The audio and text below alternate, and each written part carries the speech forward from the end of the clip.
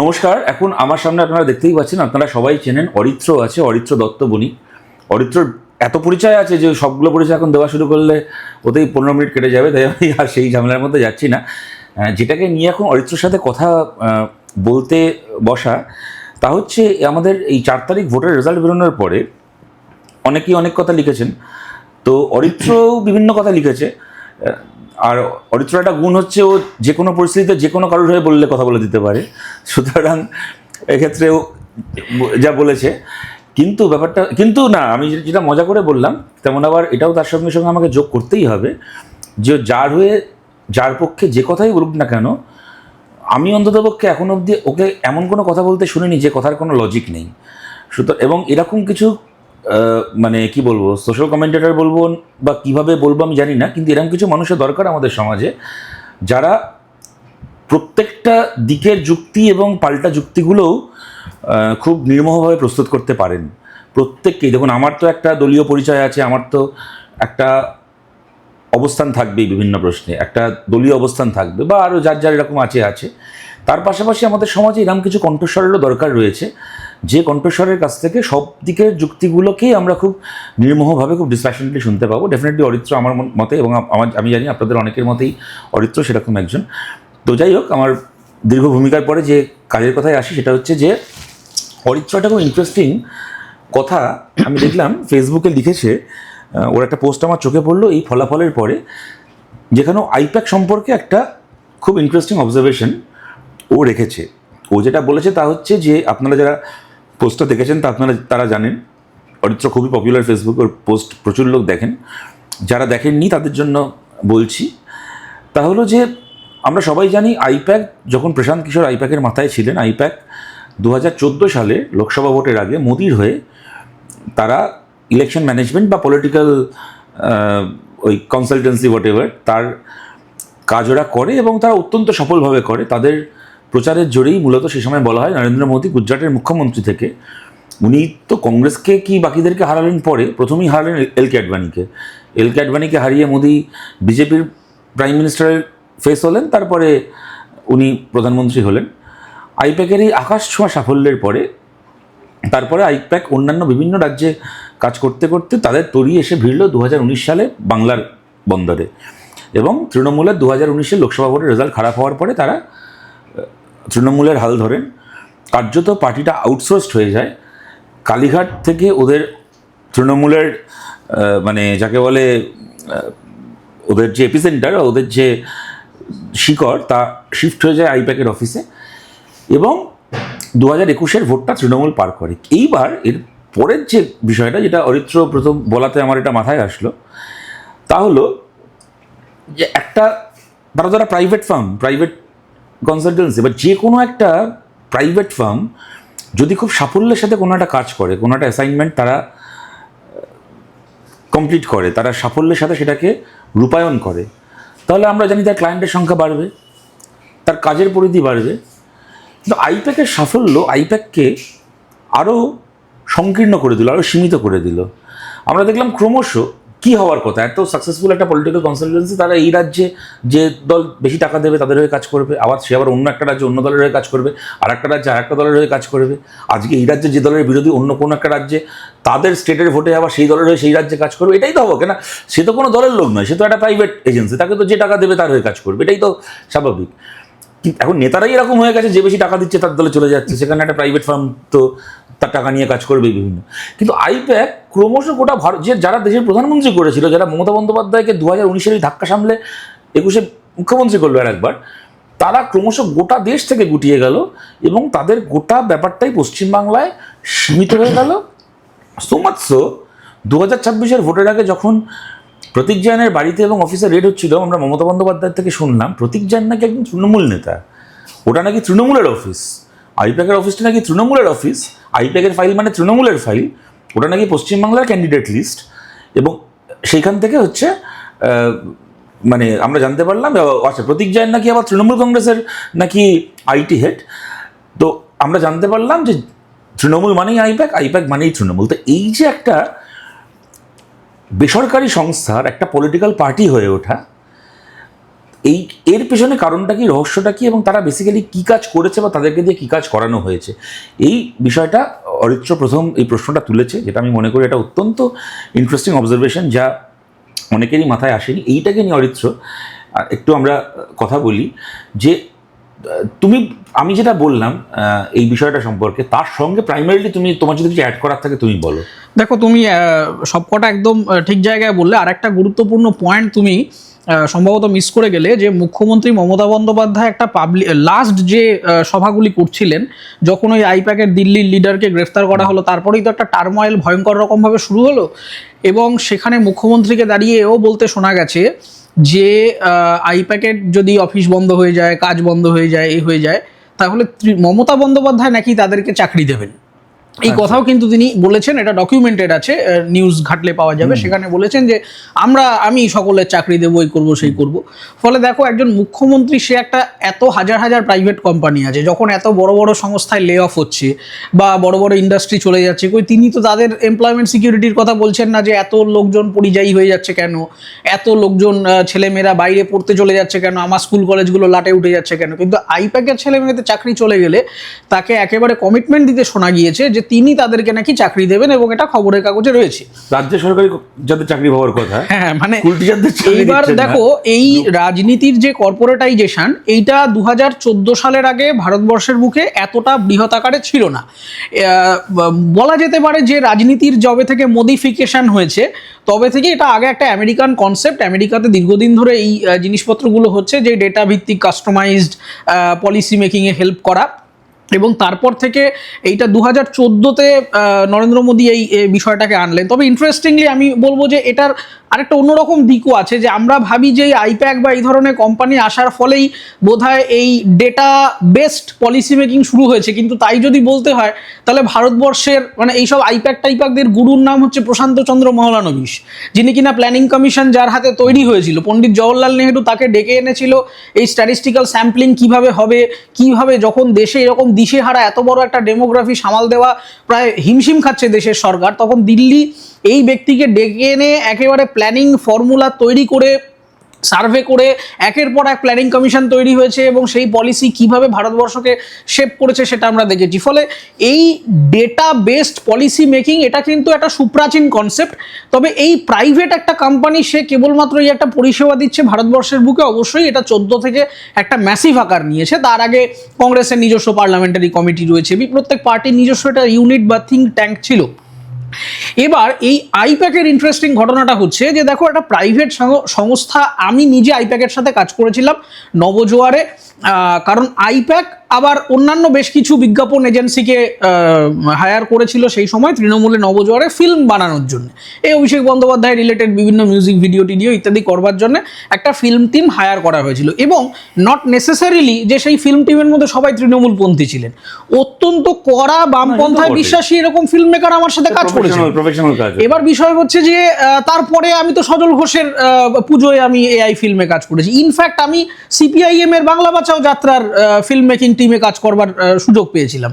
এবার দেখো, এই প্রত্যেকটা জায়গাতেই বিষয়টা একটা প্রফেশনাল জায়গা, যে আমি একটা সংস্থাকে ডেকেছে, আমাকে প্রথম যখন একটা দল ডাকলো, সেই ধরা যাক সন্তোষ মিত্র স্কোয়ার, আমার একটা ল্যান্ডমার্ক প্রজেক্ট ছিল, সেইটা হওয়ার পর আমি অন্যান্য কংগ্রেসপন্থী বিভিন্ন রাজ্য থেকে কল পেয়েছি যে এরকম একটা যদি আমরা করতে চাই কি করা যেতে পারে।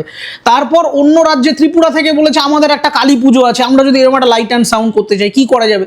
এবার ত্রিপুরার যে মন্ত্রী ফোন করছে, তিনি আমায় ফোন করে জিজ্ঞেস করছেন না আপনি কি আমার দলের আদর্শে বিশ্বাস করেন, এটা ইমেটেরিয়াল। কিন্তু এই আইপ্যাকের তাহলে গন্ডগোলটা কোথায় হলো, যেটা আমার অবজারভেশন ছিল, যে নরেন্দ্র মোদীর সাকসেসফুল লঞ্চ ক্যাম্পেইন করা, এটা যে কোনো সংস্থার পোর্টফোলিওতে একটা বিরাট বড় প্রাপ্তি বলে আমি মনে করি।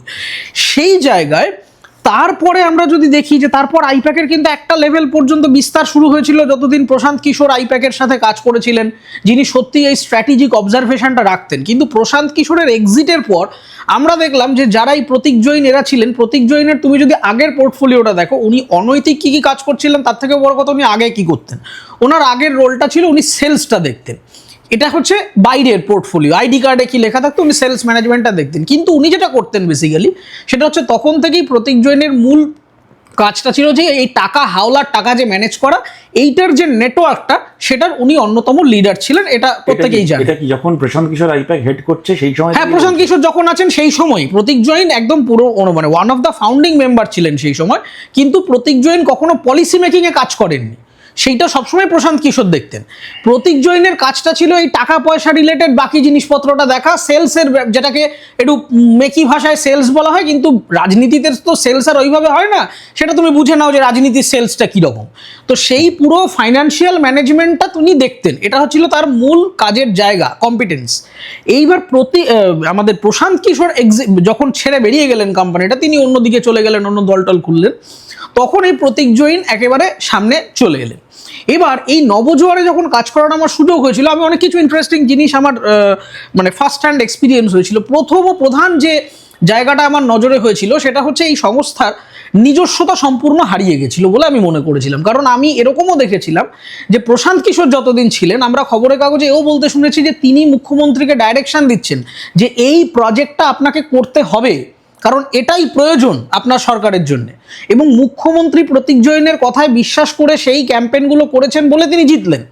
কিন্তু প্রতীক জৈন চলে যাওয়ার পর অনেক আগে থেকেই বাংলা চলতো মমতার অনুপ্রেরণায়, আর মমতা চলতেন প্রশান্ত কিশোরের অনুপ্রেরণায়। একেবারেই তাই। এবং একের পর এক তুমি ক্যাম্পেইন স্লোগান থেকে শুরু করে এই লক্ষ্মীর ভান্ডারের প্রকল্প থেকে শুরু করে এই যে ডেটা কন্যাশ্রীর আইডিয়া থেকে শুরু করে এই একের পর এক কনসেপ্ট কিন্তু আইপ্যাক প্রথম দিকে ভালো দিচ্ছিল।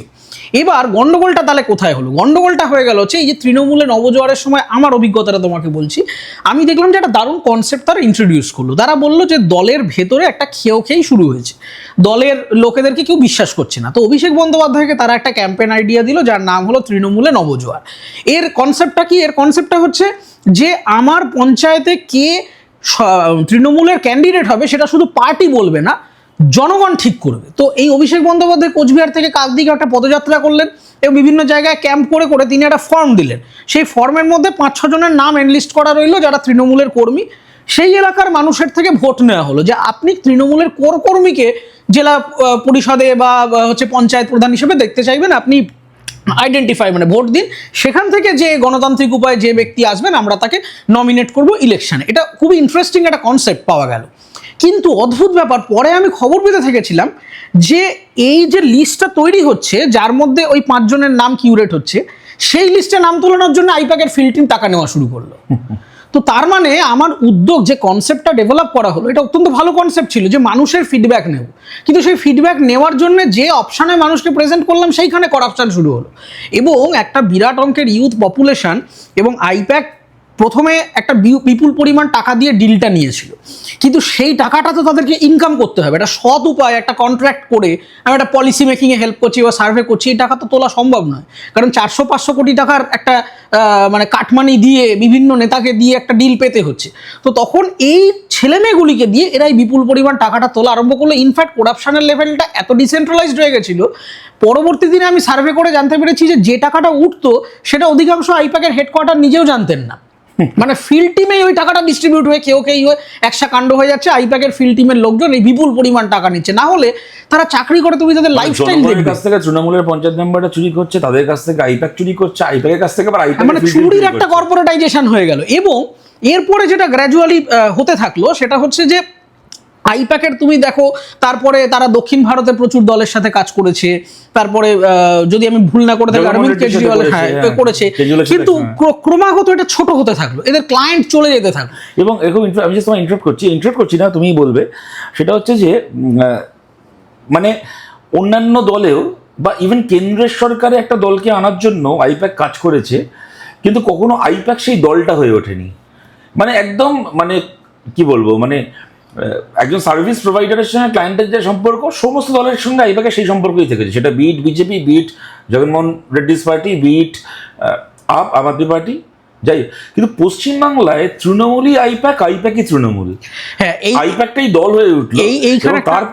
তার পেছনে তুমি বলছো যে প্রথম কথা প্রতীক জৈনের এই হাওলার টাকা ট্রানজাকশনের অভ্যেস, আর তারপরে যখন মানে একটা লোক হাওলার টাকা চুরি করে আর একটা লোক বউকে দিয়ে বিদেশ থেকে সোনা স্মাগলিং করা এইসব করে, তাদের তো ছোটবেলায় কুম্ভমেলায় হারিয়ে যাওয়া দুই ভাই অভিষেক আর প্রতীক জৈনের যখন দেখা হলো, তা বুঝে গেল ভাই তুইও তো আমার মতো, আমিও তোর মতো, আয় তাহলে আমরা একসাথে করি।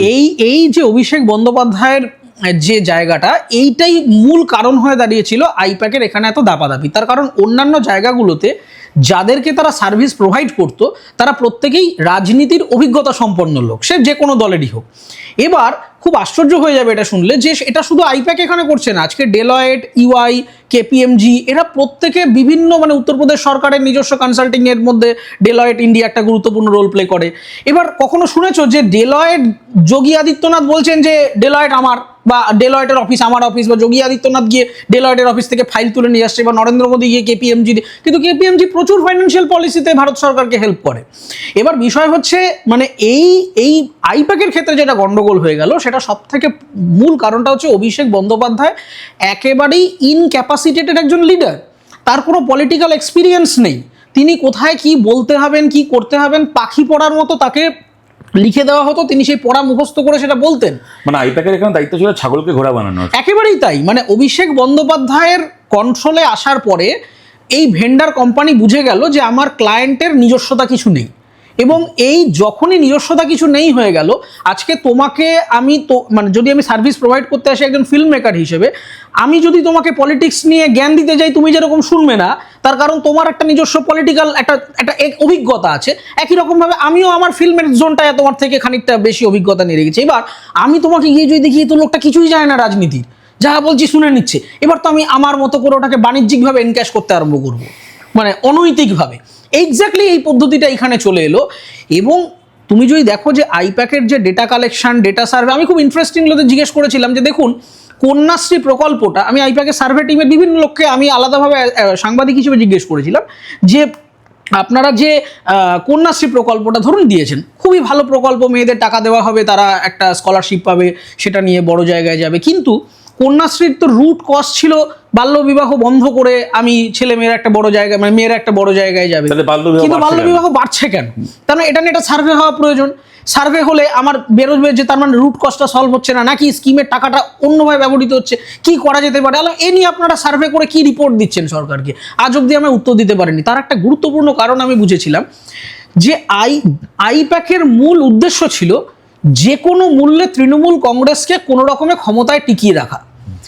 পশ্চিমবঙ্গের সরকারি পলিসি মেকিংয়ে বা তৃণমূলের পলিসি মেকিংয়ে ভালো হলো না খারাপ হলো, না লোকের টাকার লুট হলো, না সেই পলিসি একেবারে অকেজো হয়ে গেল, সেটা তাদের উদ্দেশ্য ছিল না, তারা সেটা কোনোদিন করতে যায়নি।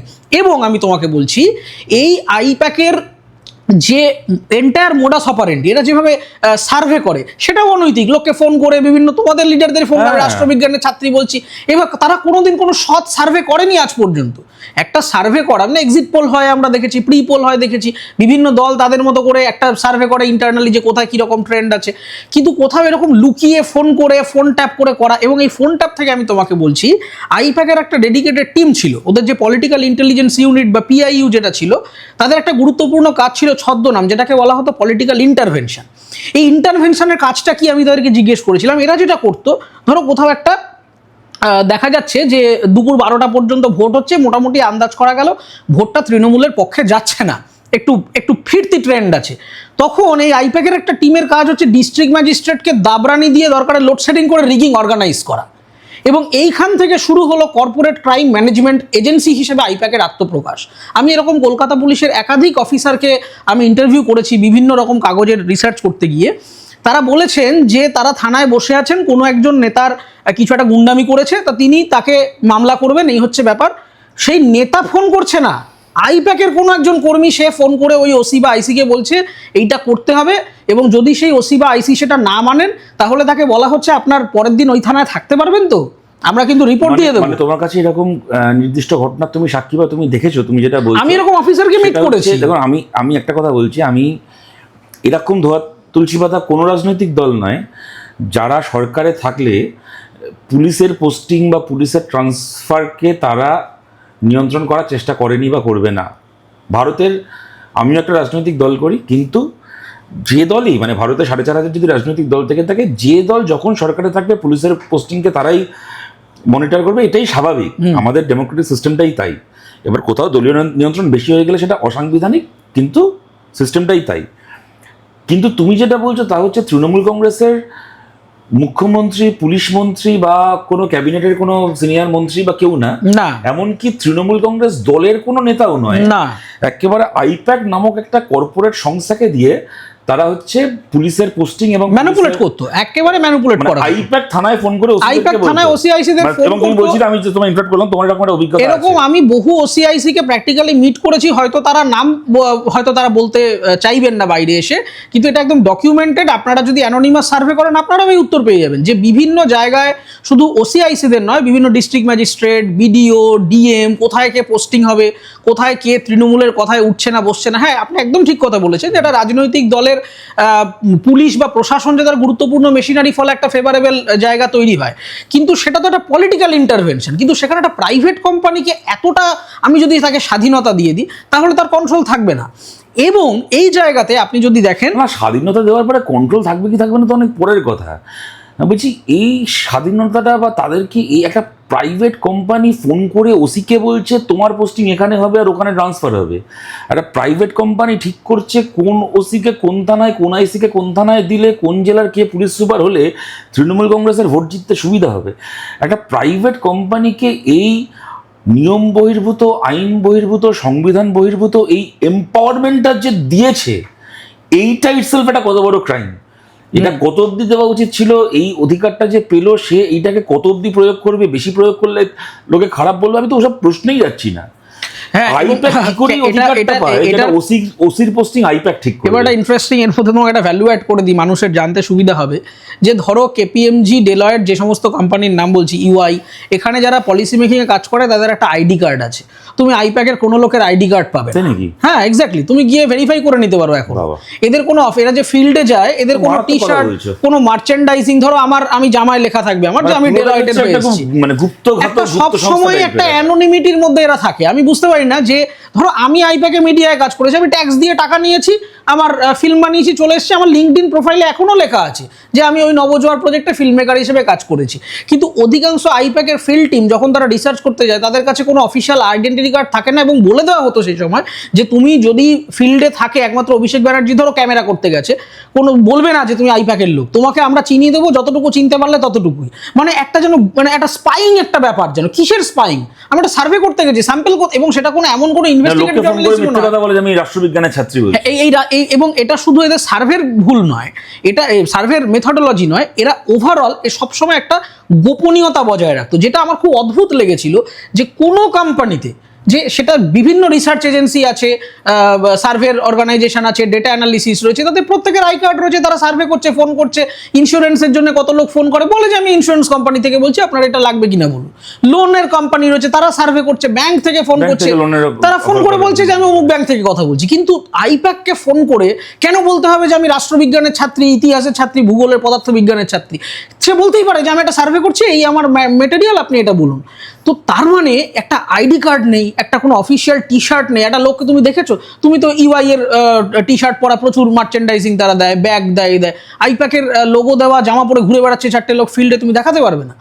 এই যে ফিল্ডে আমার কে আইপ্যাকের লোক, এই যে আইডেন্টিফাই করতে দেবো না, এর মধ্যেই একটা কনস্পিরেসির গল্প, এটা কি, একটা যেন রাগ ঢাকের ব্যাপার, কোথাও কোনো ট্রান্সপারেন্সি নেই। এটা আমাকে ভীষণ রকমভাবে ভাবিয়েছিল। এবং সেই কারণেই তুমি যদি দেখো যে যারা মেথডোলজিক্যালি ডেভেলপড হওয়া, মানে ওই এজিং যেটাকে বলে, সেই এজিং এর মাধ্যম দিয়ে বেড়ে ওঠা সরকারি বিভিন্ন দল, যা সরকারে আছে, বিরোধী আছে, তারা কিন্তু কোথাও একটা সেন্স করতে পারছিল যে এদের অপারেশনের মধ্যে কোথাও একটা ত্রুটি থেকে যাচ্ছে, এবং সেই কারণে এদের কিন্তু কাস্টমার আস্তে আস্তে চলে যেতে থাকে, এবং এদের দলটা ছোট হতে থাকে। এই ত্রিপুরা থেকে পিছিয়ে আসে, গোয়া থেকে পিছিয়ে আসে, আসাম থেকে পিছিয়ে আসে, এসে তৃণমূল কংগ্রেসের এইখানকার যে একেবারে ঘাঁটি, সেই ঘাঁটিতে এরা জুড়ে বসে থাকে, এবং তাদের কাছে একেবারে মরণপণ লড়াই হয়ে যায়। আমি তোমাকে এও বলছি যে এই ভোটের আগে আইপ্যাকের জবে থেকে ওই ভিনেশ চান্দেল গ্রেফতার হয়েছেন, তারপরে আইপ্যাকের অফিসে ছুটি দিয়ে দেওয়া হয়েছে, ঘোষণা হয়ে গেছে একজন ফাউন্ডার কোনো কারণে কনস্পিরেসিতে গ্রেফতার হয়েছে। বিভিন্ন কোম্পানিতে বিভিন্ন, আমি তোমাকে একটা প্রাইম এক্সাম্পল দিচ্ছি, আমাদের film industry, Srikanth Mohta arrested হয়েছিলেন একটা ম্যাটারে। তাতে কি এসভিএফ কোম্পানিটা বন্ধ হয়ে গেছে? না, সবাইকে বলেছে আপনি বাড়ি চলে যান। মালিককে ধরা হয়েছে, যা বিচার হবে হবে। এসভিএফ তার মতো সিনেমা বানিয়ে যাচ্ছে, একের পর এক ওয়েব সিরিজ আসছে। আমি বলছি যে ধরো ধরো গৌতম কুন্ডু, রোজ ভ্যালি এখনো অব্দি জেলে আছে, তবু রোজ ভ্যালি গ্রুপের তো চ্যানেল এখনো চলছে। হ্যাঁ, কেন চলবে না? তো আর 5টা এবার এত বছর ধরে গৌতম কুন্ডু জেলে এই আছে। এই যে নেটওয়ার্কটা বিজেপি খুব রাইটলি ইন্টারভেন করার যেটা চেষ্টা করেছে স্ট্র্যাটেজিক্যালি, সেটা হচ্ছে তারা প্রথমে এই ফান্ডের জায়গাটায় কাট করেছে। ফান্ডের জায়গাটা যেই মুহূর্তে, কারণ ভিনেশ চান্দের এমন একজন ফিগার ছিলেন যিনি এই পুরো ফাইন্যান্সের নেটওয়ার্কটার অন্যতম কোর পয়েন্ট ছিলেন, এই ব্যক্তিকে যেই মুহূর্তে কাট করে দেওয়া হলো, সঙ্গে সঙ্গে এই জায়গাটা ঘেটে গেল। আমি তোমার সাথে এখানটা একটু ডিফার করবো, সেটা হচ্ছে বিজেপি স্ট্র্যাটেজিক্যালি ইন্টারভিন করেছে। আমি দেখো, বিজেপি একটা রাজনৈতিক জায়গা থেকে যদি আমি বলি যে আমার কাজ ছিল খালি পশ্চিমবাংলা যেতে, আমি তার জন্য যতটুকু যে কদিনের জন্য একটা লোককে জেলে রাখতে হবে রেখেছি, তাহলে আমার কিছু বলার ছিল না। কিন্তু বিজেপি যেহেতু ভারতের সরকারে আছে এবং their allegiance to the constitution of India, তাদের আনুগত্য, আমি বিজেপির কথা বলছি না, কোনো রাজনৈতিক দলের কথা বলছি না, কিন্তু ভারত সরকারের আনুগত্য যেহেতু ভারতের সংবিধানের প্রতি হওয়া উচিত, সেক্ষেত্রে ভিনেশ চান্ডেল যদি কোনো অপরাধ করে থাকে, তাহলে ভোটের 20 দিন আগে গ্রেপ্তার আর যেদিন ভোটটা হয়ে গেল পরের দিন জামিন, তার মানে কিন্তু ভারত সরকার সুলভ কাজ, না একেবারেই ভারত সরকার বিজেপি সুলভ কাজ করবে, একদমই তাই। আমার কিন্তু ভিনেশ চান্ডেল কেন ছাড়া হয়েছে তার, সেটা আমার কাছে প্রশ্ন। আমার প্রশ্নটা হচ্ছে, ও যে পাপ করেছে তার জন্য ও পুরো শাস্তিটা কেন পাবে না? না একদম, মানে আমি তো এটাই তো বলে এজেন্সিকে ব্যবহার করা, একটা রাজ্যকে দখল করা। না একদম, এইখানে এই ইডি সিবিআই কে যে ব্যবহার করা হয়েছে, তার একটা গুরুত্বপূর্ণ প্রশ্ন হচ্ছে যে কলকাতা হাইকোর্টে সিবিআই যখন চার্জশিট দিয়েছিল, এখনো সেই চার্জশিট ওয়েবসাইটে পাওয়া যাচ্ছে, সেখানে জনৈক অভিষেক বন্দ্যোপাধ্যায়ের নাম করা আছে। তাহলে এই যে জনৈক অভিষেক বন্দ্যোপাধ্যায়ের নাম রয়েছে, এটা মানে যে কোনো মূর্খ অপদার্থ মানুষও, নাগরিকও জানেন যে এই জনৈক অভিষেক বন্দ্যোপাধ্যায়টা কি। কিন্তু ইডি সিবিআই এর কাজের মোডাস অপারেন্ডিও যে পলিটিক্যাল, মানে সেটা যে স্ট্রাকচারাল ইনভেস্টিগেশন নয়, সেটা তো পার্লামেন্টে এই নিয়ে বিস্তারিত আলোচনা হয়েছে। ওদের অভিজিৎ গাঙ্গুলি থেকে শুরু করে ওদের তো একাধিক ইয়েও বলেছেন। যাই হোক, কিন্তু আমরা যেটাকে নিয়ে কথা বলছিলাম, তার মানে পশ্চিমবাংলাতে আইপ্যাককে আমরা চিনি, সেই আইপ্যাক কোনো একটা শুধুমাত্র একটা কোনো স্ট্র্যাটেজি ঠিক করার কোনো অর্গানাইজেশন নয়।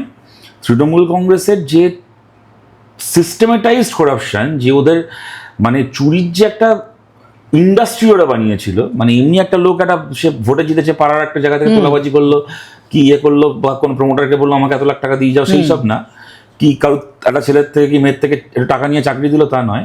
তৃণমূল কংগ্রেস যে চুরির যে একটা সিস্টেম বানিয়েছে, একটা মানে মানে মানে এক বহুস্তরীয় যে একটা স্ট্রাকচার বানিয়েছে, সেই স্ট্রাকচারের একটা গুরুত্বপূর্ণ মানে একটা কাঠামো বা একটা ফ্লোর বা একটা তার একটা এখানে একটা কনক্লুডিং রিমার্ক আমি যেটা রাখবো, সেটা হচ্ছে যে আমি যখন তৃণমূল ক্ষমতায় ছিল, আমি যেহেতু এই বিষয় নিয়ে কাজ করছিলাম, আমি বিভিন্ন তৃণমূলের যারা ধরো সম্ভাবনাময় যুব লিডার বা ছাত্র নেতা ইত্যাদি, আমি তাদের সাথে 1:1 বিভিন্ন ইন্টারভিউ আমি নিচ্ছিলাম আমার নিজের বোঝার জন্য যে এর গভীরতাটা কোথায়। আমি খুব আশ্চর্য হয়েছিলাম যে দেখো, যে কোনো দলের, আমি যদি একটা দল করি, তাহলে আমার ফেথ অ্যান্ড এলিজিয়েন্স থাকবে, আমার দলের যা কনস্টিটিউশন থাকবে সেটার প্রতি দল আমায় যা নির্দেশ দেবে আমি সেটা মানলে মানবো, না হলে অমান্য করলে দল আমাকে বের করে দেবে।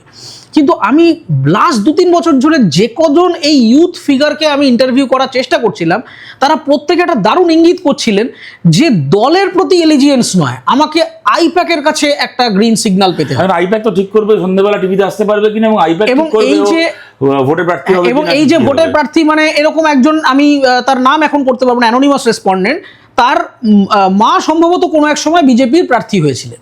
এবার তাকে ডেকে রীতিমতো থ্রেট করা হয়েছে, আপনি তৃণমূল যুব করেন, এই ছাত্র পরিষদ করেন কেন? বলছে কেন, মানে আমি মমতা বন্দ্যোপাধ্যায়কে বিশ্বাস করি, অভিষেক বন্দ্যোপাধ্যায় তাই করি। বলছে না, আপনার মা কেন বিজেপির হয়ে 2001 সালে দাঁড়িয়েছিল? বলার কি মুশকিল, 2001 সালে তো আমি তখন মানে মায়ের কোলে, তো মা কেন বিজেপি করতো সেটা আমি এখন কেন আনসার করবো? বলছে না, তাহলে আপনাকে কিন্তু দেখতে হবে। এবার দেখতে হবে মানে হচ্ছে, আমি আন্দাজ করতে না, আমি বুঝতে পারছি তুমি কার কথা বলছো, কারণ আমি জানি কোন তৃণমূলের যুব নেতার মা। এবার এই যে দেখতে হবে বললো, এই দেখতে হবে অর্থটা হচ্ছে আপনি কত দেবেন। আপনি যদি আমাকে ঠিকঠাক দেন, আপনার মা বিজেপি করতো না আপনার মা সিপিএম করতো, সেটা ইমেটেরিয়াল হয়ে যাবে, সঙ্গে সঙ্গে আপনার নামটা তালিকায় উঠে যাবে। ফলে তুমি যদি দেখো যে লাস্ট 24 ঘন্টায় এই যে তৃণমূলের, দেখো সিপিএম ক্ষমতা থেকে চলে যাওয়ার পর আজও দাঁড়িয়ে 5টা লোক তুমি পাবে যে গর্বের সাথে বলবে আমি সিপিএম করি। হ্যাঁ, শূন্য পায়, ভোট পায় না, কারো জামানত যাচ্ছে, কিন্তু কিছু লোক পাবে যে বলে আমি সিপিএম করি।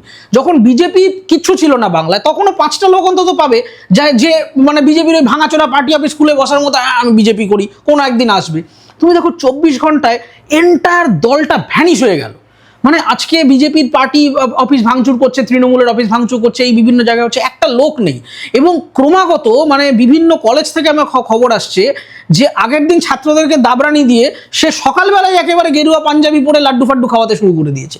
এর মূল কারণটা হচ্ছে দলের প্রতি কোনোদিন এলিজিয়েন্স ছিল না, এবং দলের প্রতি অনেকদিন ধরে বলছিলাম যে তৃণমূল যেদিন হারবে, আমরা তো দেখো ওরা তো হেরেছে, মানে 79টা না 80টা করা সিট পেয়েছে কোথায়, সেটাও থাকবে কিনা সেটাও হলো। আমি বলছি আমরা তো একটাও সিট না পেয়ে তো মাথা উঁচু করে 5 বছর দলটাকে টিকিয়ে রাখলাম, রেখে এবার বিধানসভায় পা রেখেছি। আবার তোরা তো ওই 80টা সিট পেয়েছিস, এবার দেখি তোর দলটা কতক্ষণ থাকে, উঠে গেছে দল।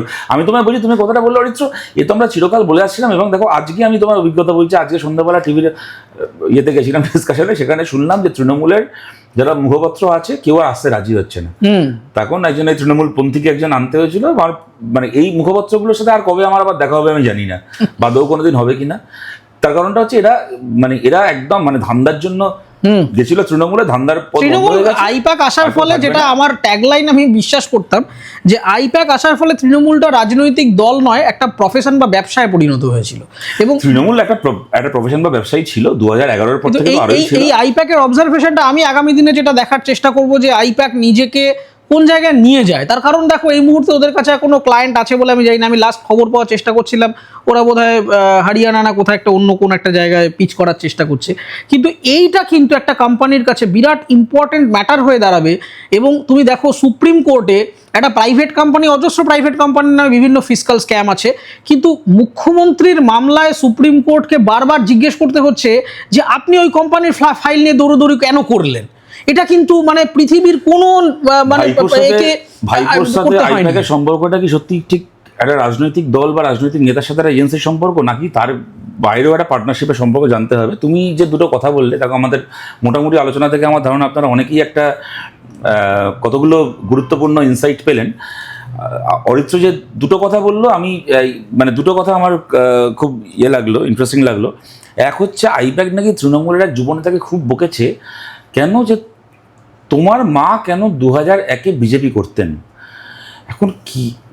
এখন তৃণমূলের যুবনেতাগুলোর, এরা তো মমতা ব্যানার্জির দলের কোনো কর্মী না, এরা হচ্ছে পিসি ভাইপো কোম্পানির এমপ্লয়ি ছিল। সুতরাং সে বেচারা তৃণমূল যুবনেতার মনে এই উত্তরটা থাকলেও আমি বুঝতে পারছি সে বেচারা সেই উত্তর দেওয়ার অকাত হয়নি যে 2001-এ খালি আমার মা বিজেপি করতেন না, 2001-এ মমতা বন্দ্যোপাধ্যায়ও বিজেপি করতেন, বিজেপি সরকারের মন্ত্রী ছিলেন। যাকগে সেটা বলার দম থাকলে সে আর তৃণমূল করবে কেন? গেছিল মমতার জুতো পালিশ করতে, অভিষেকের জুতো পালিশ করতে, ওই কাজ করেছে। তার থেকে বড় কথা হচ্ছে যেটা অরিত্র বলল, এটা স্বাভাবিক, এই আগ্রহ থাকবেই যে এরপরে আইপ্যাক তাদের সংস্থাটাকে কোথায় নিয়ে যায়। কিন্তু বাংলার একজন রাজনৈতিক কর্মী হিসেবে, বাংলার একজন নাগরিক হিসেবে আমার এইটা দেখার আগ্রহ থাকবে, আজকে যারা ভারতের সরকার এবং বাংলা সরকারে এলেন, তারা আইপ্যাককে কোথায় নিয়ে যান বা আদৌ কোথাও নিয়ে যান কিনা। আইপ্যাকের এই লোকগুলো যারা তৃণমূল কংগ্রেসের হয়ে টাকা তুলেছে, তৃণমূল কংগ্রেসের নাম করে জনগণের থেকে টাকা তুলেছে তাই নয়, চোরের ওপর বাটপাড়ি, এরা আবার তৃণমূলের চোর নেতাগুলোর কাছ থেকে টাকা তুলেছে। এবং সেটা আজকে খালি অরিত্র বলছে তাই নয়, কথাটা হচ্ছে এইটা ইন্টারভিউ দিয়ে মদন মিত্র বলেছেন এক সময় তৃণমূলের ভরা বাজারে যে আইপ্যাক টাকা তুলছে প্রার্থীকে, একাধিক আরও নেতাকে বলতে শুনেছি। গতকাল বিকেল থেকে সন্ধ্যা থেকে এখন মানে ঝড় বয়ে যাচ্ছে গোটা পশ্চিমবাংলায়। আমি একটু আগে দেখছিলাম এবিপি আনন্দে দেখাচ্ছিল, গোটা বাংলা জুড়ে বিভিন্ন জেলার বিভিন্ন তৃণমূলের, এখানকার পঞ্চায়েত প্রধান, ওখানকার জেলা পরিষদের মেম্বার, সেখানকার মিউনিসিপ্যালিটির চেয়ারম্যান, কোথাও ভাইস চেয়ারম্যান, কোথাও প্রাক্তন বিধায়ক। আমি দেখলাম কৃষ্ণনারায়ণ চৌধুরী বলছে মালদায়, এখন সবার মুখে হই ফুটেছে, বলে যাচ্ছে যে কীভাবে আইপ্যাক টাকা তুলেছে, যে টাকা দিতে পেরেছে সে প্রার্থী হয়েছে, যে দিতে পারেনি সে প্রার্থী হয়নি। এখন আইপ্যাককে যে টাকা দিতে পেরেছে, সে টাকাটা কোত্থেকে পেয়েছে, তার বাবা মা তো তার নামে লিখে যায়নি, সে টাকাটা আমার আপনার থেকেই তুলেছে, জনগণের থেকেই তুলে আইপ্যাককে দিয়েছে। কোটি কোটি টাকা আইপ্যাকের মাধ্যমে মমতা ব্যানার্জিকে, অভিষেক ব্যানার্জিকে পাঠিয়ে তারা তৃণমূলের প্রার্থী হতো, জিতে যদি আমার প্রার্থী হতে 5 কোটি খরচা হয়ে থাকে, তাহলে জিতে আমি 500 কোটি টাকা সম্পত্তি বানাবো। এই মডেলে বাংলা 15 বছর ধরে চলেছে। এইবার প্রশ্নটা হচ্ছে, যারা এই কাজগুলো করলো, হাজার হাজার কোটি টাকা পশ্চিমবাংলায় তারা আসলো, যেটা ইস্ট ইন্ডিয়া কোম্পানি এসেছিল বণিক সেজে, তারপরে বণিকের মানদণ্ড ছেড়ে সে রাজদণ্ড ধরলো। আইপ্যাক হচ্ছে এ যুগের ইস্ট ইন্ডিয়া কোম্পানির মতো, তারাও বণিকের মানদণ্ড নিয়ে পশ্চিমবাংলায় এসেছিল, এসে তৃণমূলের হাত ধরে তারা রাজদণ্ড ধরলো। তারা ঠিক করতো বাংলায় কোন পুলিশ কোন থানায় যাবে, কে কোন জেলার পুলিশ সুপার হবে, কে কোন জেলার ডেপুটি সুপারিনটেন্ডেন্ট হবে, পশ্চিমবাংলায় কে চিফ সেক্রেটারি হবে, কে হোম সেক্রেটারি হবে, কে ফিনান্স সেক্রেটারি হবে, সব কিছু তারা ঠিক করতো, কে এমএলএ হবে, কে পঞ্চায়েত মেম্বার হবে, কে মিউনিসিপ্যালিটি চেয়ারম্যান হবে, এবং সব কিছুর বিনিময়ে কোটি কোটি কোটি কোটি হাজার হাজার কোটি টাকা যারা তুলেছে তারা তাদের কোম্পানি নিয়ে কী করবে না করবে বড় কথা নয়, কালকে এই কোম্পানি তুলে দিয়ে তারা অন্য নামে অন্য কোম্পানি খুলতে পারে। কিন্তু এই লোকগুলো জেলে যাবে কিনা, এদের চুরির বিচার হবে কিনা, নাকি এরা আবার তৃণমূলের বুথ স্তরের কর্মীগুলো যা মার খাবে, কিন্তু যারা এত বড় এই পাপের সাম্রাজ্যকে চালালো, পরিচালনা করলো, তারা ক্রমশ আবার ভদ্রলোক সেজে ঘুরে বেড়াবে কিনা, এইটাই আমরা দেখার জন্য তাকিয়ে আছি। যদি এদের বিরুদ্ধে যদি ব্যবস্থা না হয় তাহলে কিন্তু বাংলার মানুষ যারা ব্যবস্থা নেবে না তাদেরকেও ছেড়ে কথা বলবে না। আমাদের আশা থাকলো যে এদের বিরুদ্ধে যেন ব্যবস্থা হওয়ার কিন্তু দরকার। এরা কিন্তু অনেক মায়ের কোল খালি করেছে, এদের জন্য কিন্তু অনেক মানুষের চোখের জল ঝরেছে, এদেরকে কিন্তু ছাড়া যাবে না।